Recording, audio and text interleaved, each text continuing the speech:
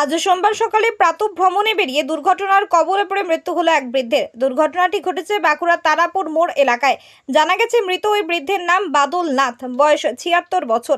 আজ সকালে বাঁকুড়া রানীগঞ্জ ৭ নম্বর জাতীয় সড়কের ওপর প্রাতঃভ্রমণে বেরিয়েছিলেন বাদল বাবু। সেই সময় পেছন দিক থেকে আসা দ্রুতগামী একটি ডাম্পারের ধাক্কায় তিনি গুরুতর জখম হন।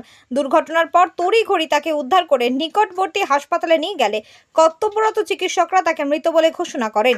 এই দুর্ঘটনাকে ঘিরে এলাকার মানুষের মধ্যে ব্যাপক ক্ষোভের সৃষ্টি হয়েছে। পথ অবরোধ করে বিক্ষোভ দেখান তারা। অনেকেই এই এলাকায় বাম্পার বা স্পিড ব্রেকারের দাবি জানিয়েছেন। আমরা বলতে চাইছি যে এখানে বাম্পার টাম্পার করার একটা ব্যবস্থা দরকার। প্রায় দিন ঘটছে তো, এইটুকুর মধ্যেই ঘটছে বেশি। ৩-৪টে অ্যাক্সিডেন্ট ঘটলে এখানে খুঁটিলা পুঁজিকে আটক হয়ে যায়, গাড়ি গ্যাস পেটে বেড়েছে, দেখছেন তো। অ্যাক্সিডেন্ট ঘটেছে, একটা দুটো তিনটে নিয়ে ৪টে ঘটলো।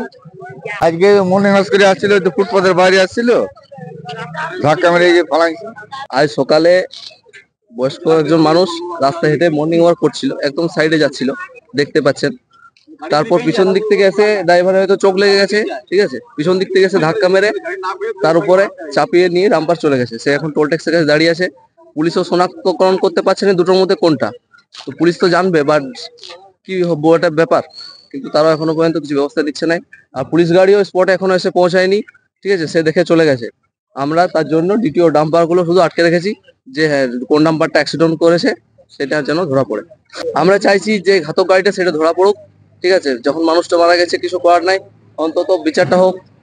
তারকেশ্বরের সর্বপ্রথম মডিউলার ওটি-যুক্ত hospital Tarakeswar Apollo multi speciality hospital. যোগাযোগ নাম্বার 03212276400 অথবা 9474147604।